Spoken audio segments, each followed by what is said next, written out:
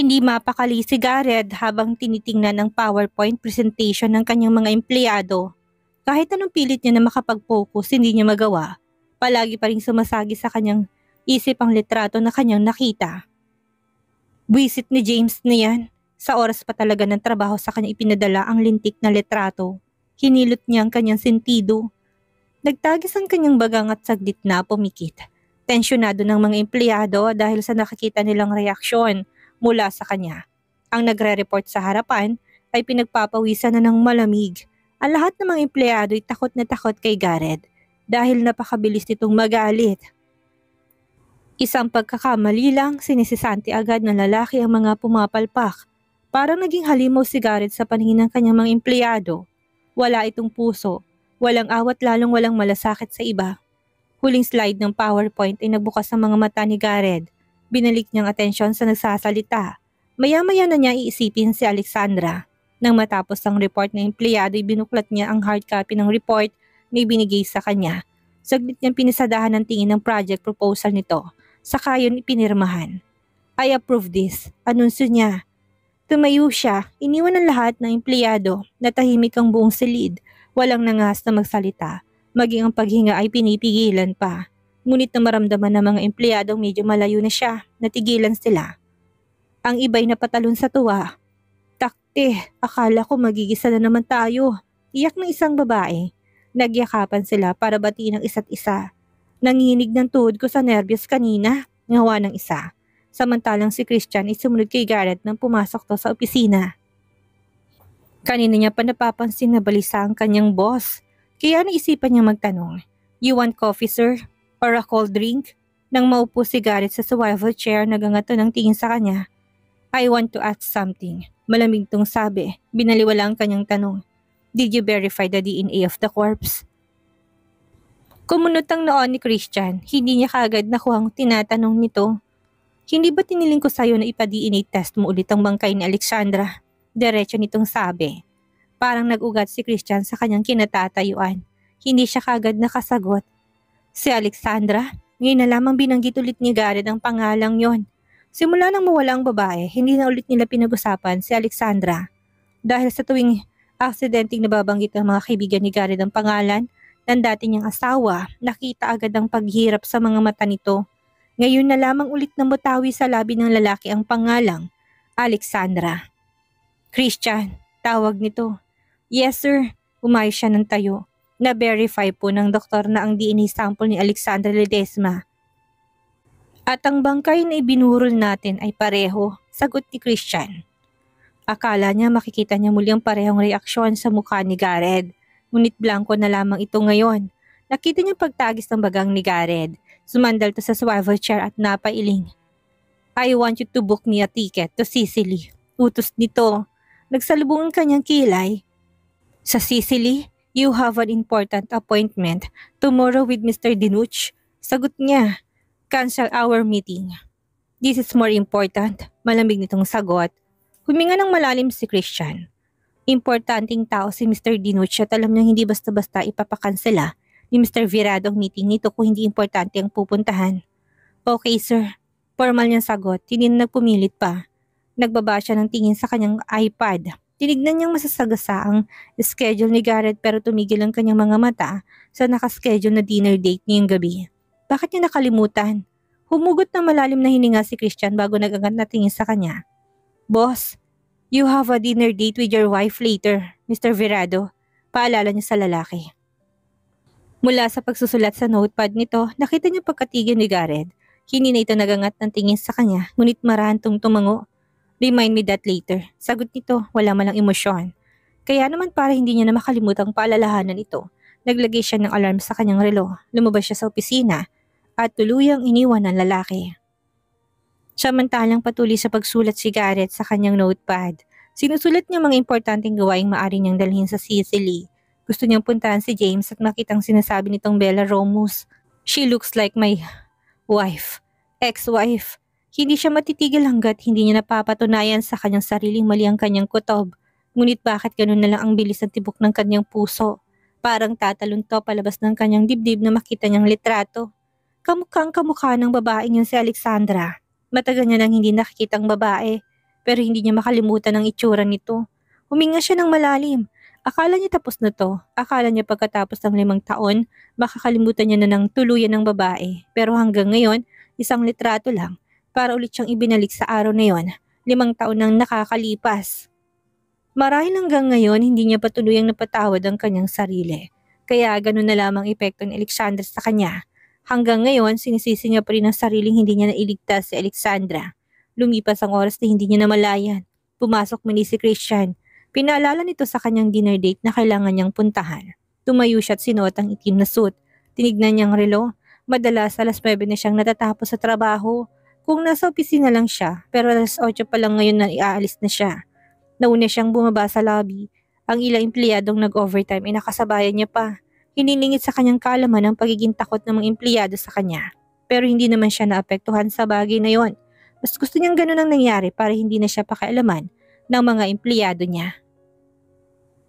Tumuloy siya sa parking lot at kaagad na nahanap ang kanyang sasakyan. Binuhay niyang makina nito at mabilis na umalis. Ilang minuto lang ay nakarating siya sa isang Japanese restaurant. Sinalubong pa siya ng manager nang malamang nasa parking lot na siya. Ngiti-ngiti ang manager pero hindi niya masuklian ang ngiti nito. Mrs. Verado is already in the VIP room, Mr. Verado. Imporma nito. Ginaya siya ng manager patungo sa VIP room. Tinulak nito ang sliding door at bumugat sa kanyang mababang mesang puno ng pagkain. Sunod niya nakitang magandang babae naghihintay sa kanya. Mula sa pagkakaupo sa sahig, tumayong babae at sinalubong siya.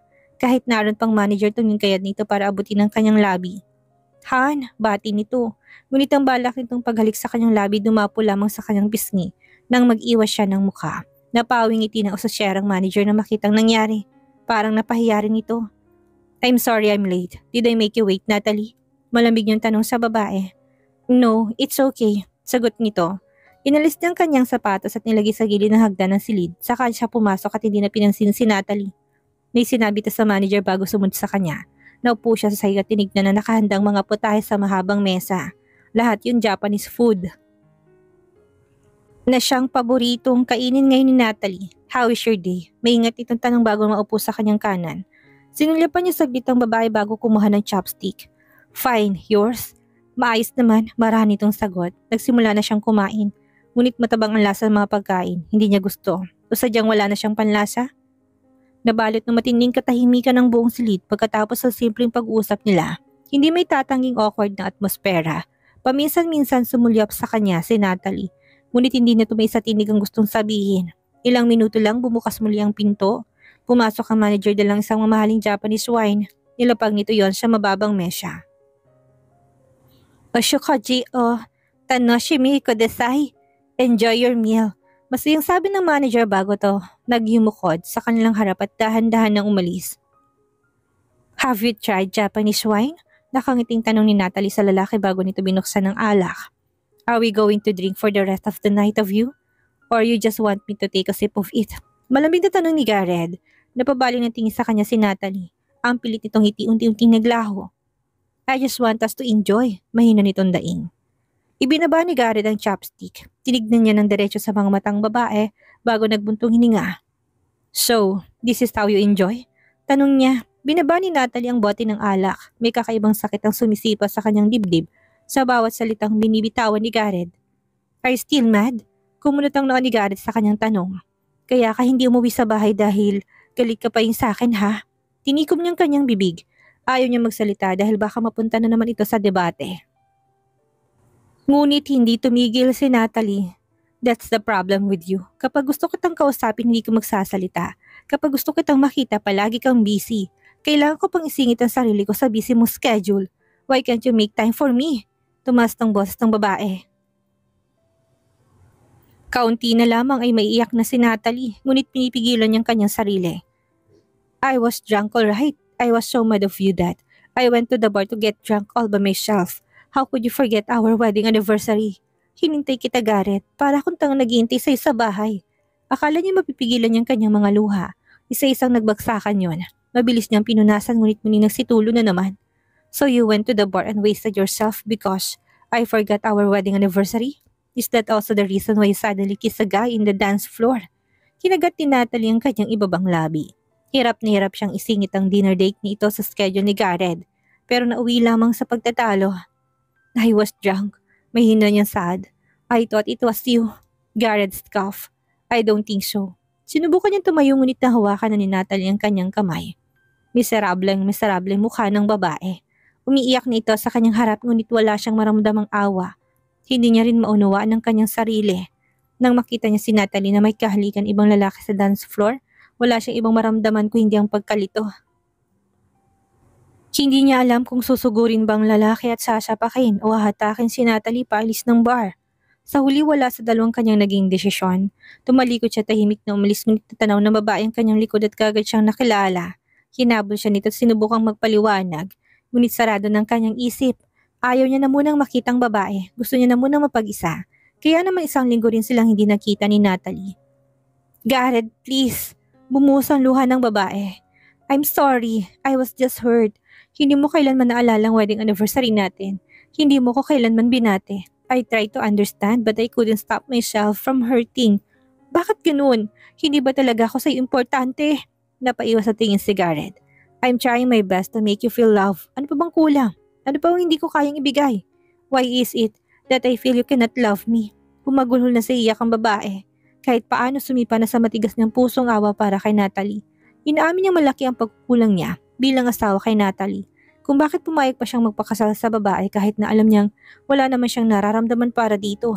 Hindi niya kayang aminin na naging madilim ang kanyang mundo nang mawala si Alexandra. Marami siyang pagsisisi. Marami siyang katanungan, gulong-gulong kanyang buhay. At si Natalie lamang ang naroon ng mga panahong yon. Kaya naman nagkamali siyang maramdaman ang pangulila kay Alexandra sa pagmamahal kay Natalie. Hindi niya kailanman minahal si Natalie. Hindi niya magawang mahalin si Natalie. At yun din ang dahilan kung bakit mas pinili niya umiwas na lang muna sa babae. Nang makita niya itong may kahalikan, hindi man lang siya nakaramdam, ni galit o naninibugho. Naguluhan na siya kung anong mararamdaman na makita to ang lalaking kahalikan. Why can't you love me? I'm your wife, Garrett. I've been your wife for 3 years now. Bakit? Bakit pakiramdam ko naging anino na lang ako ng dati mong asawa? Sinubukan niyang bawiin ang kamay kay Natalie, ngunit mas migpit ang hawak nito. I'm your new wife. Ako nang nandito. Ako na, Garrett. Pero bakit hindi mo ko makita? Bakit? Hirap na hirap ka pa rin na makitang mas kaya kitang mahalin, higit pa sa kanino man. Stop it, Natalie. Pigil niya sa babae. Tuluyan siyang nakatayo, nabitawan itong kanyang kamay. Sumunod naman agad si Natalie nang tumayo siya, ngayon ay mas naging agresibong babae. At yumakap na sa kanya. Nagulat siya sa ginawa ng babae. Humikbi ito sa kanyang dibdib at mas sumigpit ang yakap. Please, Garrett, please. Give me another chance. I wanna love you better. I will love you better. I promise to be better. Pagsusumamo nito. Ipinikit niya ng mariin ang mga mata. Sumasakit ang kanyang sentido. Natalie, please. Hikbi nito. Please, umuwi ka na. Mababaliw ako, Garrett. Mababaliw ako. Huminga siya ng malalim. Alam niya naging mabuting asawa si Natalie sa kanya. Natupad na niyang pangako niyang pakasalan ito. Ngunit napagtanto naman niyang apelyido niya lamang ang kaya niyang ibigay sa babae. Hindi kasamang kanyang puso. Para siyang nabubuhay na patay. Wala siyang maramdaman. Mas lalo lang mahirapan si Natalie kung pipilitin niya pa. I have to go abroad, Nat. Mahina niyang sabi. Babalik ako. Pagbalik ko, saka tayong mag-usap. Marahil yun na lamang ang paraan. Kung mapatunayan niya na hindi si Alexandra ang nasa litratong ipinadala ni James, kailangan niya na talagang pakawalan ng babae. Dahil lang nakaraan nila ni Alexandra ang siyang pumipigil sa kanya na magmahal ng iba. I just have to clear something. Mahina niyang turan. Tanging pag-iyak na lamang ang nagawa ni Natalie nang lumabas ang salis si Garrett. Wala na siyang lakas para habulin pa ito at pigilang umalis. Hininakaya ng kanyang puso na maging manhid na lang sa sakit na ipinaramdam sa kanya ni Garrett. Magtataltong taon na silang kasal pero hindi siya kailanman tinuring bilang kabiyak ng lalaki. Mas madalas pa ito sa opisina kaysa sa kanilang bahay. Mas marami pang oras nito sa trabaho kaysa sa kanya. Ilang beses niya sinubukang intindihin ng lalaki pero nasasaktan pa rin siya sa huli. Sa tuwing nakikita niyang pambabaliwala sa kanya ni Garrett. Kaya na minsang magrebelde siya, akala niya masasaktan niya si Garrett. Yun pala, nandiri lamang lalo sa kanyang lalaki. Stupid of me to believe that he would get jealous. Kastigo niya sa sarili. Ngayon na yun pang naging dahilan ni Garrett para iwasan siya, para mas lalong lumayo sa kanya. Akala niya nagtagumpay na siya na alisin sa landas nila si Alexandra. Yun pala, magiging anino na lamang siya habang buhay ng babaeng yun. Bago ang araw ng death anniversary ni Alexandra, palagi si Garrett umuwi sa villa na lasing na lasing. Hirap pa itong kumilala ng mga tao dahil sa kalasingan. She will always try to grab that opportunity hanggat naramdaman itong kahungkagan. Yun na ang pagkakataon niya para iparamdam kay Garrett na kaya niya yung punan. Naging matagumpay naman yun, nakita ni Garrett ng lahat ng kanyang sakripisyo. Dahil doon, pumayag muli si Garrett na magpakasal. Isa pa sa dahilan nito ay dahil sa naimpluwensya ng kanyang ama. Sa tuwing nalalasing si Garrett at inaalagaan niya, sinisigurado niyang may litrato sila ng lalaki na magkasama sa kama. Inaalis niyang pangitaas itong damit at ang kanyang saplot kahit na walang nangyayari sa kanila. Lumalabas pa rin sa kuha ng mga larawan na meron. Sa huli napikot niyang lalaki at napilitan tong pakasalan siya. Wala siyang pakialam kung napilitan lamang ito. Ang mahalaga ay may karapatan na siya at maituturing na siya bilang isang legal na asawa. Wala siyang pakialam sa sasabihin ng ibang tao. Wala siyang pakialam sa mangyayari. Ang mahalaga isa na siyang Mrs. Verado. Napalitan na niya sa wakas si Alexandra. Ngunit sinong niloloko niya? Hindi sana siya ngayon miserable kung talagang napalitan na niya ang lintik na babaeng yun. Hindi sana siya nagmamakaawa umiiyak sa harap ni Garrett para mamalimos ng kahit na konting pagtingin lang. Patay na si Alexandra pero hanggang ngayon buhay pa rin to sa alaala at puso ni Garrett. Mahirap mang aminin pero alam niyang yun ang totoo. Kinabukasan nakahanda na ang plane ticket ni Garrett at ang maliit na maletang dadalhin sa kanyang pag-alis. Dahil sa hindi nila pagkaunawaan ni Natalie noong nakaraan, nagkaroon siya ng pagkakataong manatili na muna sa kanyang kondo na binili niya 4 na taon na nakakalipas. Yun ay para hindi niya na kailangang bumalik ng villa dahil maraming alaalang iniwan ni Alexandra sa lugar na yon. Mahirap makalimutan ng babae kung patuloy siyang titira sa dating bahay. And how could I survive 20 hours in a plane? Tanong niya sa kanyang sarili. Halos isang araw din pala siya sa himpapawid para lang makarating sa Sicily. Kung hindi pa siguro siya desperadong makitang babaeng yun, hindi siya mag-aksaya ng oras, lakas at pera para lang puntahan ito.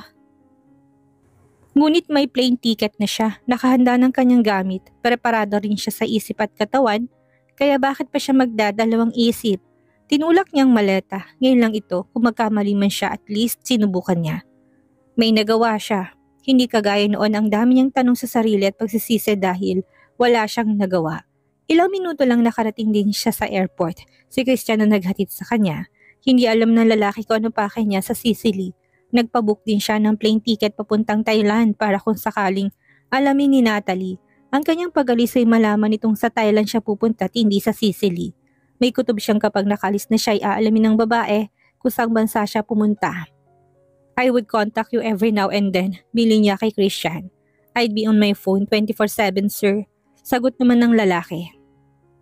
Tumango siya bago tinulak ang pinto ng sasakyan.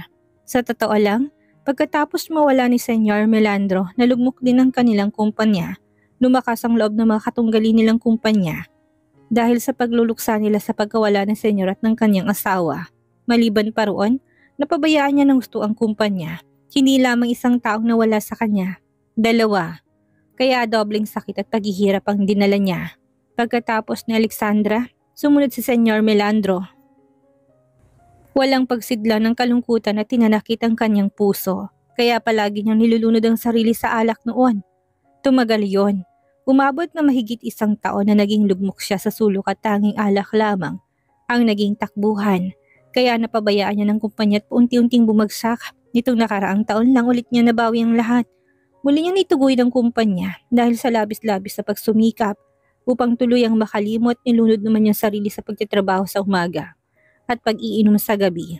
Kung hindi pa siya na-confine dahil sa matinding hangover isang beses ay baka hindi pa siya tumigil sa gabi-gabing paglalasing. Nang makasakay siya sa eroplano, muli niyang binalikan ang conversation nila ni James.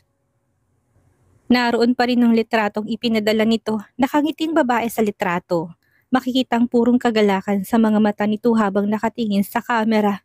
Walang masyadong nagbago sa panlabas nitong anyo, maliban sa mas naging malaman ang katawan nito at humabang maalo nitong buhok. Kung ihahamping ang babae sa litrato si Alexandra, parang pinagbiyak na bunga. Wala namang kapatid si Alexandra, yun ang kanyang alam. Kaya bakit magkamukhang magkamukha sila? Sumadsad na ako sa lupa. Nasira ng lahat ng mga pangarap ko. Nakalimutan ko ng realidad ng buhay nang mawala si Alexandra. Kaya ano pa bang mawawala sa akin kung malalaman ko sa huli na magkamukha lamang sila? Ngunit magkaibang tao. I wouldn't bleed for her, I guess. Sinandal niyang ulo sa headrest. Bigong-bigo siya ngayon. Tingnan mo nga naman, iniwan niyang lahat sa Pilipinas para lamang makita ng personal ang isang babaeng kamukha ng dati niyang asawa. But what if it's really her? What if it's Alexandra? Natulala siya. Oo nga pala, paano kung si Alexandra yon? Paano kung pinilig niyang ulo? Lintik na yan, ayaw niyang paasahin ang sarili. Mas mabuti ng negatibo na lamang ang kanyang isipin para hindi na gaanong malaking epekto sa kanya kung sakaling mali pala siya.